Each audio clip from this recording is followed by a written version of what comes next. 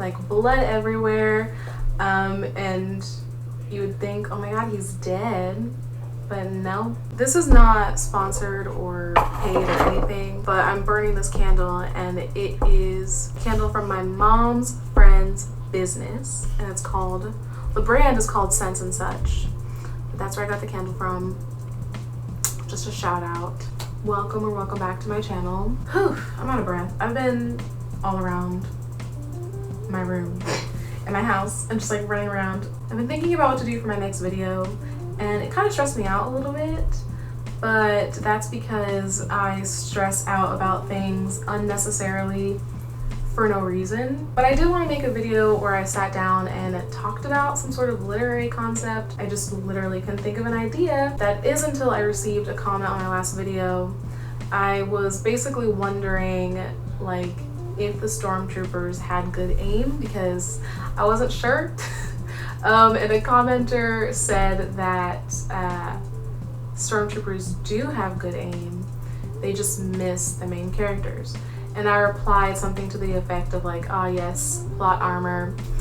And it gave me an idea to talk about plot armor. Plot armor is a literary trope, and it's so that we are on the same page, because I don't know who's watching this, and you know, you might not know what a trope is, and that's fine.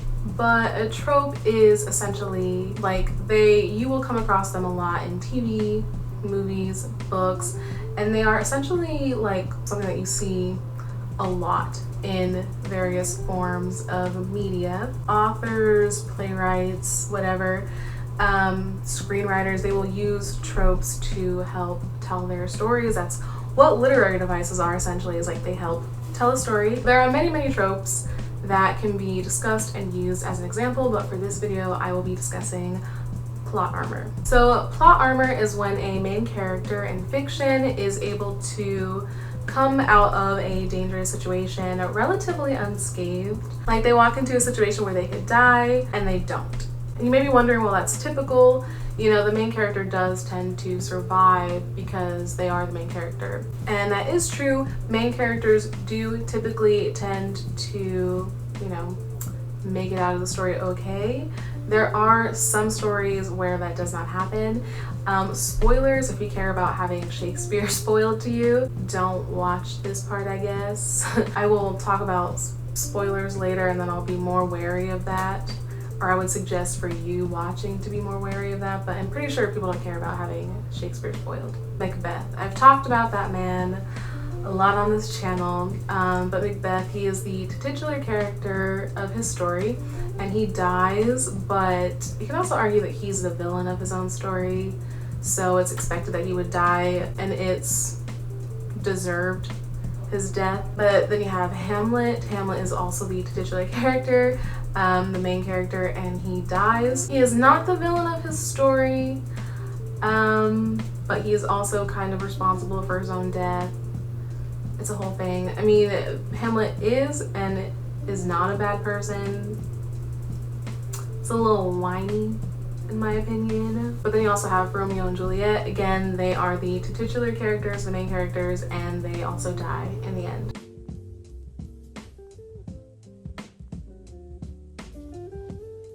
Now this is heavy spoilers, but you have The Fault in Our Stars, Bridge to Terabithia, Wuthering Heights, Charlotte's Web, and A Song of Ice and Fire. But a lot of these stories are like tragedies, or they're more on the dramatic side, or they're epic fantasies. And you're not really gonna open up a romantic comedy and one of the main characters or both of the main characters are gonna die. Like, that's just not funny, you know? Death is a mood killer. Controversial statement, I know, but death is a mood killer. Of course, the idea then that whether a character should or should not die is also related to genre. But based off of my examples, there are stories where the main character does die, but typically it's a side characters or someone important to the main character that will die. And for the record, just because a character, main character, whatever, does not die, does not necessarily mean that that is plot armor. Characters can come out of dangerous situations alive, but if they go through a struggle or they've crafted a plan first and then come out alive, that shows that the character did their sort of like due diligence, as in they took the necessary steps to get themselves out of that situation. Also, and you'll see this in like anime a lot, where leading up to like the final confrontation, there might be, you know, like the character sneaks in some training or something, or they just, you know, you see them train a lot. Plot armor is also not a character who is like basically invincible, like Superman being bulletproof, and if he gets shot in like the head or something and he doesn't die, that's not plot armor, because it's an established characteristic of his character that he is bulletproof. But you know, if you have a character who's never established as being bulletproof and he just like walks in somewhere and, you know, gets shot at a whole bunch of times and he's fine for no reason, just because, you know, just because the author is just making stuff up so that the character can get out alive. This is spoilers now, definitely, for Bleach, and I'll probably be getting into more spoilers after this point. So for example, I love Bleach, but I have quickly learned that if a character is like impaled or something, to not be upset, because they probably will not die. I knew a little bit about the story before like watching it and going in, so I knew that Renji did not die, but when he faced off against Byakuya, Renji was like messed up in that fight, like blood everywhere, and you would think, oh my god, he's dead, but no. If a character can literally be impaled, have a hole blown through their stomach, and come out fine, that's plot armor. That's plot armor. More spoilers coming up. I have more examples, more spoilers. Cassian from the Akotar series, he literally has his guts hanging out, but the characters are talking about it and how they had to literally hold his organs inside his body, and they healed him, so he's fine, he's not dead. Then in A Court of Silver Flames, Feyre, she's the main character from the first trilogy, and she's pregnant and she might possibly die in childbirth because like the baby has wings and her uterus is not shaped to give birth to a baby with wings, and for some reason we can't give her a C-section. It's like we can heal somebody whose guts are hanging out, but like we can't cut the baby out.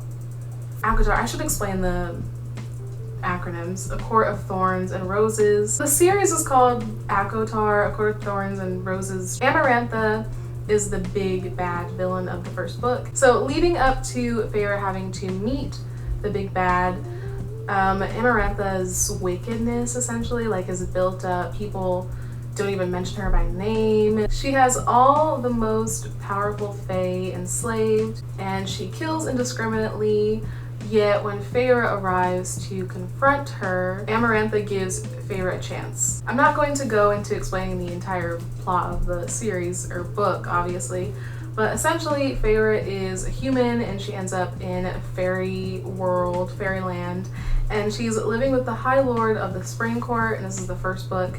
And then Rhysand, the High Lord of the Night Court, comes in and he's working for Amarantha, and he asks Feyre for her name, and Feyre gives the name of this poor random innocent like villager from her home village in the human world, and that girl ends up dying very badly because Amarantha thinks that that girl is Feyre. So my point is that if Amarantha was so willing to just kill a random girl, like thinking it was Feyre, why didn't she do that to Feyre actually, like when she saw her? You know, like plot armor. She gives Feyre a real honest chance of winning. The thing is too, she's not really shown to be like a character that makes deals or bargains with people, at least not from what I remember. So that also seemed a little bit like out of character for the type of character that she is described as being. If Amarantha is not that kind of character, why is she doing that all of a sudden? Because the author wanted Feyre to have a chance. Which again, most often the main character doesn't die, and therefore most often you do want the main character to have a chance because they do need to survive because that's how stories usually go. It's just a matter of putting characters in situations that are believable. And it's not a crime to have characters to come out of things alive. Again, I want to reiterate that a character coming out of something alive, especially a main character, is not necessarily plot armor, or it's not plot armor at all. Like, that's just the character's alive. Like, that's not plot armor. And no, I also don't believe that a character or characters need to die in order for a story to have weight. It's just making the situations believable within the context of the story, so that when your character does survive, it's like, okay, yeah, they earned that. They earned their life. We're talking about characters, fictional characters. In regard to this trope, I used anime examples, but when it comes to anime, I can ignore when ridiculousness happens in anime. That is a personal thing. You know, some people want a little bit more realism, I guess. Ultimately, if you're watching or reading something and you enjoy it, that's really all that matters. I just wanted to talk about plot armor. And I think I covered everything, I guess. I mean, I didn't know this, but when I was looking up plot armor, some people feel like it gets used, like it gets hurled as a criticism a lot. And that's common with so many things, so many terms and phrases that people learn and then they use it for everything. Like, a character coming out alive is not necessarily plot armor. Hopefully the way I explained it in this video explains what is plot armor and what isn't plot armor. But if you have something to add, if I missed something, feel free to add it down in the comments. Thank you so much for watching. Don't forget to like and subscribe. And next video, I do not know. I was thinking about doing monthly wrap-ups of what I'm reading, but I think I might just I might check in like June maybe and talk about what I've been reading. That's like the halfway point, you know, and then maybe at the end of the year I'll talk about everything. I don't know. Again, don't forget to like, subscribe, and goodbye.